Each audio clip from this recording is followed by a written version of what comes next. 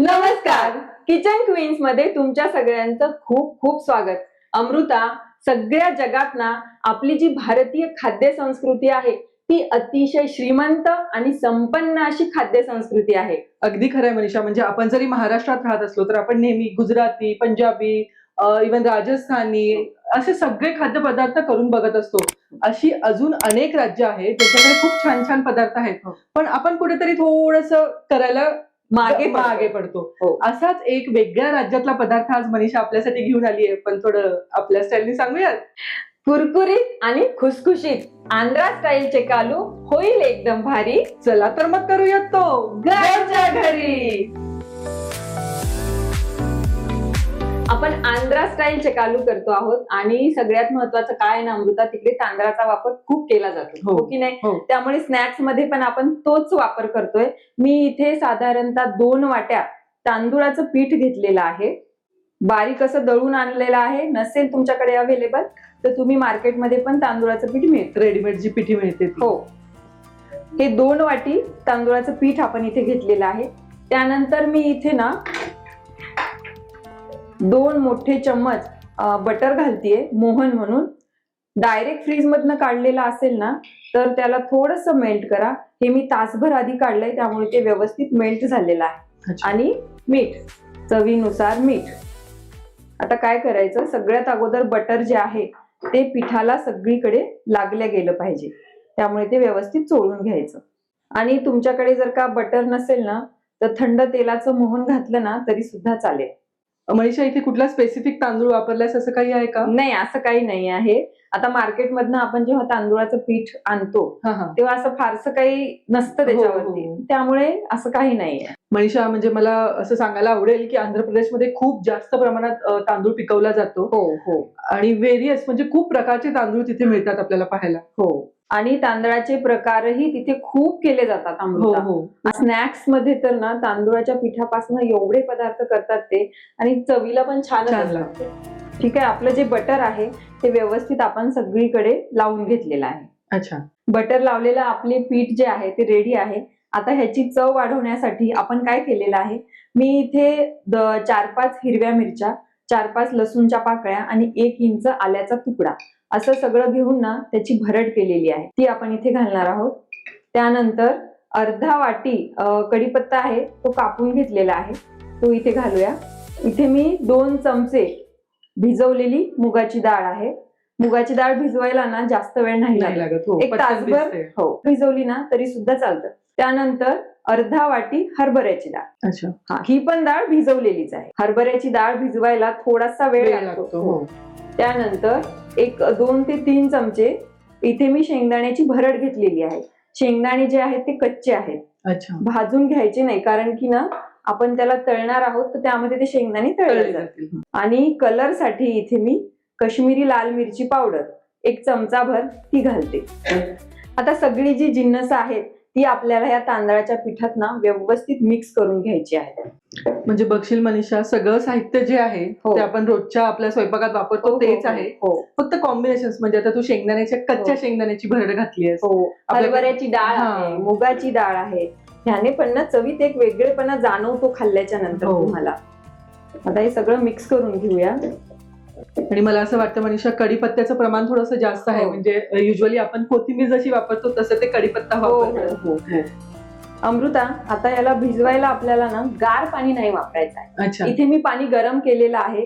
गरम पाण्यातच आपल्याला हे भिजवायचं आहे. म्हणजे तांदूळ आहे ना तर तो छान असा त्याच्यामध्ये त्याची वाफ निघेल आणि चिकटपणा छान येईल. तू गरम पाणी घालायचं, तर लागेल तसं पाणी घालून ना आपण मळून घेणार आहोत. मनीषा, म्हणजे मला सांगायला आवडेल की जिथे जिथे आपण तांदूळाच्या पिठाचा वापर करतो तिथे आपण त्याला गरम पाणीच वापरतो. म्हणजे त्याला एक असा छान चिकटपणा येतो. तांदूळाची भाकरी म्हण किंवा आपण तांदूळाची उकड करतो, मोदकासाठी तांदळाचं पीठ वापरतो, तरी पण आपण गरम पाण्यातच ते पीठ घालतो. थोडस पाणी घालते का अमृता? आपण मोदकासाठी पण तांदळाचं पीठ वापरतो, तरी पण त्याच्यात गरम पाणीच घालतो. म्हणजे त्याची उकड गरम पाण्यातच काढतो, म्हणजे ती उकड छान निघते. अमृता, बघ आपला छान असा गोळा तयार झालेला आहे आणि पीठही छान मिळून आलेला आहे. अगदी एकसारखं छान मळलं गेलंय. बरं, चेकालू जे आहेत ते एकसारखे दिसावेत म्हणून आपण काय करणार आहोत, या पिठाचे ना एकसारखे गोळे तयार करून घेणार आहोत. हा अमृता, हो, हो. आणि एकदम बारीक असा घ्यायचा. हे बघ, जेवढा बारीक आणि पातळ चकालू तुम्हाला करता येईल ना तेवढा तो क्रिस्पी होतो. अच्छा, हा बस ठीक आहे. आपल्याला लाटायचं आहे मनीषा? नाही, लाटायचं नाहीये, ते सांगते मी तुला काय करायचं ते. तू अच्छा. मला पहिले ह्याचे गोळे करू लाग. ओके. मनीषा, तू ह्याच्यात जी शेंगदाण्याची भरड घातली आहेस ना, हो, म्हणजे ते असं हे गोळे करतानाही जाणवत आहे आणि हो. ते तळल्यावर खूपच कमाल लागणार आहे. कसं आहे ना अमृता, शेंगदाणे आहेत, कढीपत्ता आहे, हो, हरभऱ्याची डाळ आहे, मुगाची डाळ आहे, आणि त्याच्यात सोबतीला त्यांच्या तांदळाचं पीठ आहे. हो. त्यामुळे ऐकूनच आपले चकालू जे आहेत ना एकदम कुरकुरीत होणार आहेत. सगळे जे आपले गोळे आहेत ते करून झालेले आहेत. आता अमृता, हे ना आता लाटायचे नाही आहेत आपल्याला, हा? अच्छा. आणि ती करायची एक पद्धत आहे. आता मी इथं काय केलेलं आहे, जाड प्लास्टिक घेतलेलं आहे आणि अच्छा. याला थोडंसं तेल लावून घ्यायचं. तेल देते का? तुमच्याकडे जर का खूप जण ना आपलं जे पुरी यंत्र हा असतं हा, पुरी प्रेस करायचं त्याच्यातही करतात, पण पुरी यंत्र सगळ्याकडेच असेल असं नाही नाही, ना. बरोबर. मग त्यामुळे ही साधी सोपी सरळ पद्धत. व्यवस्थित सगळीकडे तेल लावून घेऊया, म्हणजे ते चिपकणार नाही. असा एक गोळा ठेवायचा. आणि आता इथे मी फुलपात्र घेतलेलं आहे. तुमच्याकडे कुठलंही जे भांडं आहे ज्याला असा ना सपाट फ्लॅट सरफेस आहे. हा, ते तुम्ही घ्या. तर ह्याला प्रेस करायचं आणि थोडस हाताने असं पसरवायचं.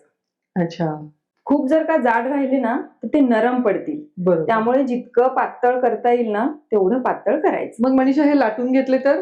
हे बघ, ह्याच्यात तर हरभऱ्याची डाळ, मुगाची डाळ आहे ना. अच्छा. आपण जेव्हा लाटायला जाऊ तेव्हा ते तुटेल. हा, पाटेल. बरोबर. हे बघ किती छान आलं, एकदम पातळ. हो, आणि दिसायलाही किती सुंदर दिसतंय हो. ते. आपण सगळे चकालू करून घेऊया. प्रेस करायचं आणि हाताने सगळीकडे पसरून घ्यायचं. आता असं केल्याने काय होतं ना अमृता, ही जी डाळ आहे हो, ती व्यवस्थित दाबल्या जाते, हो. चिपकून येते, आणि फाटतही फाटत नाही. हा, म्हणजे तू जे शेंगदाण्याची भरड घातली आहेस ती हो. सुद्धा किती छान त्याच्यामध्ये दिसते. आणि मला आणि म्हणजे बघ, अजिबात बाहेर नाही येत हा, आहे. आणि ते तळल्यावर किती छान कुरकुरीत लागेल. हो, हे आपण तळून घेऊया. गॅस कसा फुल ठेवायचा आपल्याला? सुरुवातीला थोडा फुल ठेवायचा, पण नंतर ना सगळे मंद आचेवरती तळायचे. म्हणजे अच्छा. काय होईल ना, कुरकुरीतपणा अजून येईल. हो, ते अगदी वर येत आहेत आपोआप. आता हे सगळे चकालू आपण तळून घेऊया. मनीषा, हे पलटायचे? हो, ते दोन्ही साईडनी ना अमृता खरपूस भाजायचे. हो. आणि आपल्या जशा पुऱ्या फुगतात ना तसे ते फुगत नाही. हो हो हो, हा? आपण एकदम चपटे केलेत ना, त्याला हो. फ्लॅट केलं. हो. तळताना सुद्धा एक छान अरोमा हो. येतो ह्याच्यामध्ये. कढीपत्त्याचा हो, ना. हो. अमृता, ते छान झाले. हो, हो. आता आपण काढून घेऊया. आणि एकदम हलके जाणवत आहेत हे. हो, आता काय करूया, ह्याच प्रकारे बाकीचे पण ना चकालू आपण तळून घेऊया. अमृता, ह्याला ना पप्पू चकालू असं पण म्हणतात बघ. अच्छा. आता पप्पू म्हणजे काय? म्हणजे आंध्र साईडला पप्पू म्हणजे तांदूळ. हो, हो, हो, हो. चकालू जे आहेत ते व्यवस्थित छान असे कुरकुरीत तळून झालेले आहेत. आपण काय करूया, ते सर्व करूया. त्यासाठी काय केलेलं आहे मी इथे, मस्त असा गरमागरम अद्रक घातलेला फक्कड असा चहा आणि त्याच्या बरोबर असे कुरकुरीत चकालू. अमृता, मला माहिती आहे हा बेत माझ्यासाठीच आहे. तुम्हाला दाखवते. सगळीकडे बघा, हा शेंगदाणा, त्याच्यानंतर हरभऱ्याची डाळ, कढीपत्ता सगळं एकदम कुरकुरीत भाजल्या गेलेलं आहे. खायला ना खूप मजा येणार आहे. हो, अगदी मनीषा, म्हणजे ते इतकं लाईट वेट झालंय, दिसायला इतकं छान दिसतंय. आणि सगळ्यात म्हणजे म्हणून ना, सोने पे सुहागा तू त्याच्याबरोबर चहा केलेला आहेस, जो तुझा वीक पॉइंट आहे. अमृता, आता हे आंध्रा स्टाईल चकालू जरा एकदा खाऊन बघते का? मी म्हणजे वाटच बघतीये तू कधी देतेस मला. सगळ्यांना कळेल की ते किती कुरकुरीत झालेलं आहे. हो, आणि म्हणजे हातात घेतलं एकदम हलका फुलका आहे. हो, झालाय ना अमृता. आता हा आंध्रा स्टाईल ना एक स्नॅक्सचा प्रकार झाला. पण तुम्हाला माहितीये का, वेगवेगळ्या राज्यातले वेगवेगळे असे खूप सारे पदार्थ आहेत जे ना इंटरेस्टिंग आहेत आणि करायला ना खूप मजा येते. हो, अशाच वेगळ्या वेगळ्या राज्यातले इंटरेस्टिंग पदार्थ आम्ही तुमच्यासाठी घेऊन येणार आहोत. आणि त्यासाठी तुम्हाला काय करावं लागेल, तुम्हाला आमच्या चॅनलला लाईक, शेअर आणि सबस्क्राईब करावं लागेल.